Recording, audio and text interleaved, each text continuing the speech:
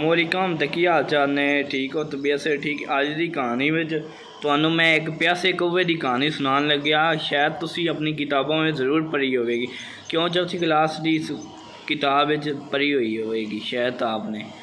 एक प्यासा कौवा होंदा है, वो पानी की तलाश करने वास्ते अमल ते पानी लभ रहा होंदा है। उन्होंने पानी नहीं मिलता, क्यों गर्मियां का मौसम सी, पानी नहीं मिलता पिया सी उन्होंने।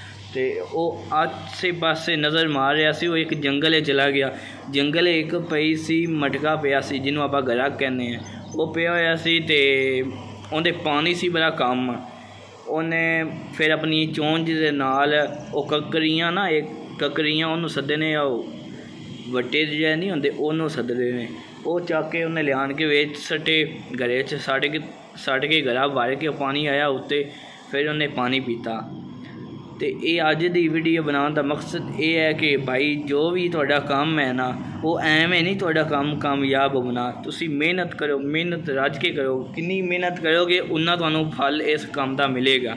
तो ये अपना यूट्यूब का चैनल है भाई, सबसक्राइब करो। तो नवीं कहानियाँ वेखण वास्ते साडे चैनल नू सबसक्राइब करो। बाकी लव यू हो गया।